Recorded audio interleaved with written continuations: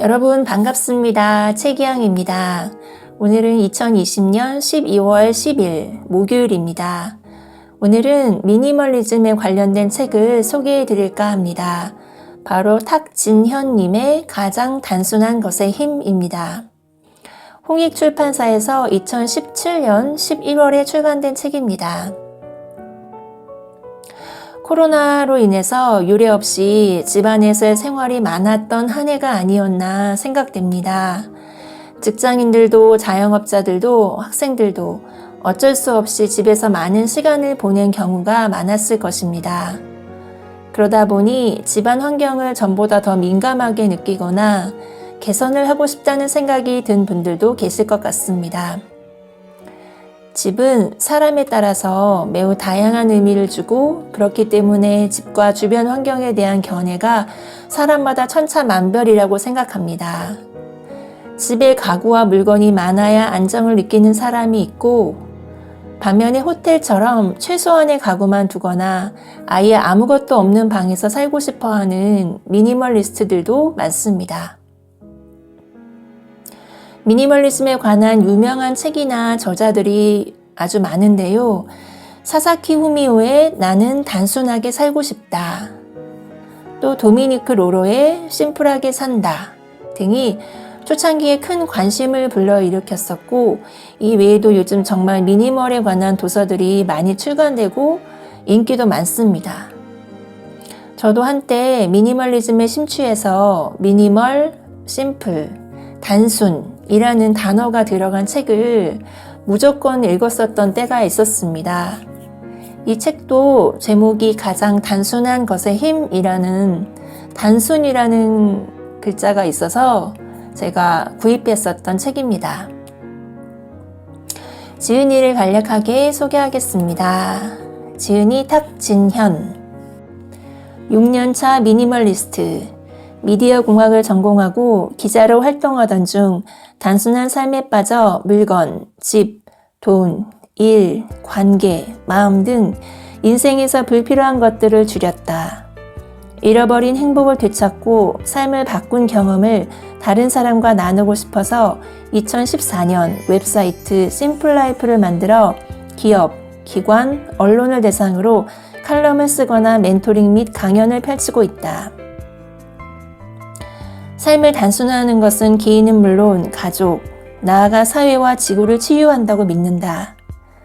최근엔 왜 지금까지 사회는 채우며 살려고만 했을까의 의문을 갖고 웹사이트 단순한 학교를 만들어 단순한 삶의 중요성을 더 널리 알리는 새로운 꿈을 꾸기 시작했다. 다음으로 목차를 잠시 읽어드리겠습니다. 목차는 모두 세 부분으로 되어 있습니다. 첫째, 단순한 방의 힘. 둘째, 단순한 일의 힘. 세 번째, 단순한 생각의 힘. 이렇게 되어 있습니다. 첫째, 단순한 방에 대하여 저자는 다음과 같이 책에서 말하고 있습니다. 부자 4,000명의 방을 직접 설계하고 지은 일본 건축가 야노 케이조는 저서 부자의 방에서 뜻대로 일이 잘 풀리지 않는 원인 중 하나는 집이라면서 성공한 부자들의 경우 일을 도모하기 전에 능률을 끌어올릴 수 있는 환경을 만들기 때문에 공간에 좋은 에너지가 성과로 이어진다고 밝혔다.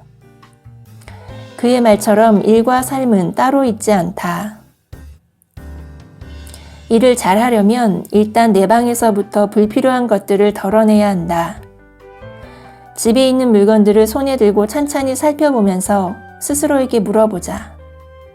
이 물건이 현재 내 삶을 행복하게 해주는가?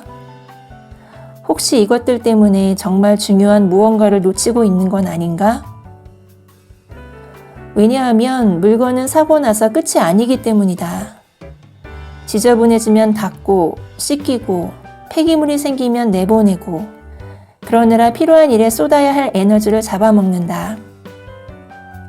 아침에 어지러진 방에서 허겁지겁 출근하고 퇴근 후엔 잔뜩 쌓아놓은 물건과 설거지거리를 먼저 맞이한다. 물건이 많은 집은 가뜩이나 복잡한 삶을 더 복잡하게 만들고 또 다른 노동이 시작되는 곳이다.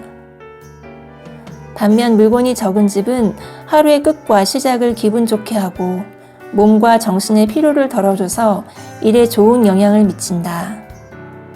내 경우 물건을 줄인 뒤 가장 먼저 맞이한 변화는 귀찮은 집안일에서 해방된 것이었다. 아침에 일어나면 비행기가 텅 빈 활주로를 지나듯 빗자루와 걸레와 함께 내달린다.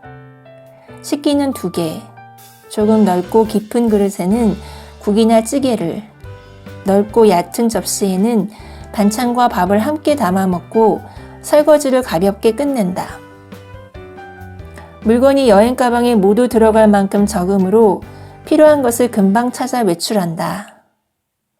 집으로 돌아오면 방도 싱크대도 막 청소한 것처럼 말끔해 뒹굴뒹굴 책을 보면서 휴식을 취한다. 저녁에 여백의 공간에서 오늘 하루 있었던 일을 돌아보고 내일 할 일을 떠올리면 하루가 정리된다. 무늬 없이 깔끔하고 사락거리는 면 이불에 쏙 들어가 기분 좋게 잠을 취하면 다음날 왠지 일을 시작하는 마음도 가볍다. 정갈한 방은 이렇듯 몸과 마음을 리셋하는 힘이 있다. 네, 여기까지 읽어드렸고요. 이렇게 저자는 단순한 방에 대한 예찬을 하고 있습니다. 저의 경우에는 집을 깨끗하게 청소하고 정갈한 환경에서 하고 싶은 일을 할 때 참 행복한 감정이 듭니다. 그래서 청소를 자주 해야 하는데 물건이 많으니까 청소하기가 너무 힘이 들고 시간이 많이 걸렸습니다. 그래서 책에서 하라는 대로 오랫동안 사용하지 않은 물건은 버리거나 중고 사이트에 팔거나 아니면 또 다른 용도로 변신시켜서 물건이 차지하는 공간을 줄여가니 청소하는 부담이 많이 줄었습니다. 심지어 청소를 더 자주 하게 되는 것 같았습니다. 여러분도 경험하셨을 텐데요. 너무 깨끗한 화장실에 가면 괜히 세면대에서 손 씻을 때 비눗물이 떨어질까봐 조심조심 손 씻었던 경험이나 아니면 더러운 화장실에서 쓰레기통에 쓰레기가 넘쳐 있으면 손대기 싫어서 저도 그 쓰레기 더미 위로 휙 하고 쓰레기를 던져본 경험이 많이 있었습니다. 그런데 이렇게 하다 보니 아무리 사용하지 않는 물건이라고 해서 돈을 주고 산 물건을 버리거나 파는 것이 합리적일까 하는 의문이 들기 시작했습니다. 그런데 더 생각해 보니까 그 물건을 버리게 되면 다시는 그와 비슷한 물건을 사지 않는다는 장점과 집을 넓고 깨끗하게 쓰면서 얻는 정신적 만족감이 더 컸습니다. 한번 버린 물건을 다시 사지 않으니 소비가 적어지고 그러면 경제적으로 이익이 됩니다. 또 물건이 줄어들면 가족이 쉴 수 있는 공간이 늘어나고 그러면 청소하기가 쉬워지고 집이 깨끗해집니다. 결과적으로 주변이 깨끗해지면 정신이 건강해지는 선순환이 일어납니다.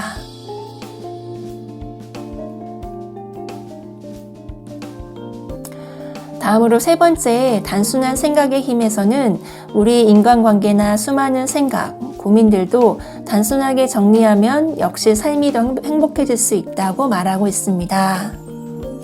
본문 중에서 인상 깊었던 부분을 잠시 읽어드리겠습니다. 10년간 신문사에서 일하며 많은 사람을 만났다. 만난 사람들의 소식과 인생을 독자에게 전하는 게 내 일이었다. 수천 장의 명함을 뿌렸고 그만큼의 명함을 받았다. 어느덧 휴대전화에는 1700개의 연락처가 쌓였다. 나는 이 연락처가 나의 재산이라고 여겼다. 사람을 많이 알면 알수록 내 가치가 올라가고 그에 따라 행복과 성공에도 가까워진다고 믿었다. 그러나 착각이었다. 일 때문에 고민도 많고 마음이 힘들어서 누구라도 만나고 싶었던 어떤 날 연락처를 가만히 들여다보다가 편하게 도움을 요청하거나 속 이야기를 털어놓을 만한 이들이 많지 않다는 사실에 조금 서글퍼졌다. 문득 연락처에 저장한 관계가 집에 있는 물건과 조금도 다르지 않아 보였다. 만날 생각도 없으면서 과거에 만났다는 이유만으로 저장한 관계, 언젠가 필요할 것 같아서 저장했지만 불확실한 미래의 관계, 이런 관계는 지금은 쓰지 않으면서 방치한 물건과 언젠가 쓸 것 같아서 버리지 못하는 물건과 비슷했다.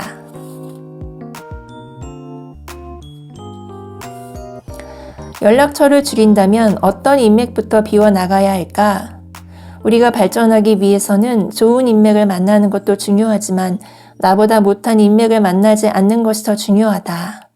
가장 먼저 함부로 말하고 행동하는 사람을 비운다. 괜히 만났다가 집으로 돌아와 혼자 욕하느니 만나지 않는 편이 훨씬 낫다. 사회적으로 어느 정도 위치에 있는 사람이라도 인성이 부족하다면 관계 맺지 않는다. 일할 때 자기가 얻을 것만 생각하고 원하는 바를 못 얻으면 남에게 말과 행동을 함부로 하는 사람이 있다. 도움될 인맥 같아서 무턱대고 관계를 맺으면 도움은커녕 스트레스만 받는다. 요새는 특히 지식은 많아도 지혜가 부족한 사람들이 적지 않다. 그렇다면 우리는 어떤 사람들을 남겨야 할까? 나는 선한 영향력을 주는 사람들이라고 말하고 싶다. 말과 행동에 신중하고 베풀고 배려하며 자신의 인생을 낭비하지 않는 사람들이다. 이들은 그저 곁에서 지켜보는 것만으로 많은 것을 가르쳐준다. 내적으로 외적으로 함께 성장하게 해서 행복하게 살아가는 방법을 알려준다. 물론 이런 사람들을 얻으려면 나부터 바뀌어야 한다. 형편없는 사람이 지혜로운 사람과 어울릴 수는 없는 법이다. 자신을 성찰하고 반성하면서 나아지려는 노력을 해야 한다. 말을 줄이되 많이 듣고 타인을 배려하며 인생을 낭비하지 말아야 한다. 일반적인 자기계발서가 직장인들에게 요구하는 것은 무언가를 더하라는 것이다. 남들보다 한 발 앞서 나가기 위해, 지금보다 더 행복해지기 위해 없는 시간을 쪼개서라도 무언가를 더 해야 한다고 말이다. 요즘 직장인들이 워낙 바쁘니 그런 말은 아니다. 그래서 직장인들은 잠자는 시간 빼고 모든 시간을 무언가로 다 채우려 한다. 버스나 지하철을 기다리는 시간까지도 1분 1초 아무것도 하지 않는 시간은 거의 없다. 잠깐의 시간 공백도 참지 못한다. 아무것도 안 하면 뭔지 모를 불안과 죄책감을 느끼는 듯하다. 그러나 인간다운 삶을 살기 위해서는 하루 중 아무것도 하지 않는 시간이 반드시 필요하다. 나쁜 것이든 좋은 것이든 무언가를 계속 해야 하는 바쁜 상태에서는 별 생각 없이 남이 하는 대로 쫓다가 진짜 자신에게 필요한 것이 무엇인지 제대로 생각할 여유가 없기 때문이다. 나는 퇴사 후 한가한 시간에 점점 익숙해졌다. 무력도 적고 별다른 취미도 없고 TV나 영화도 잘 안 보고 사람도 잘 안 만나다 보니 아무것도 하지 않고 멍하게 있을 때가 많았다. 웹사이트에 잠깐 글 쓰는 것 빼고는 딱히 할 일도 없었다. 그런데 뇌가 아무것도 하지 않자 신기한 일이 일어났다. 산책하며 멍하니 걷고 있을 때, 텅 빈 방에서 우두커니 앉아 있을 때 기대하지 않았던 새로운 아이디어가 불쑥불쑥 튀어나왔다. 그때의 아이디어는 내가 지금 하고 있는 일의 소중한 밑바탕이 되었다. 여기까지 본문 중에서 읽어드렸습니다. 물론 모든 사람이 물건을 줄이고 인간관계를 줄인다고 해서 모두가 행복하고 만족스러운 삶을 살 수 있다고는 생각하지 않습니다. 각자가 처한 처지나 가치관이 모두 다르니까요. 그것을 타인에게 강요하는 것도 단순한 삶과 상반되는 일이라고 생각됩니다.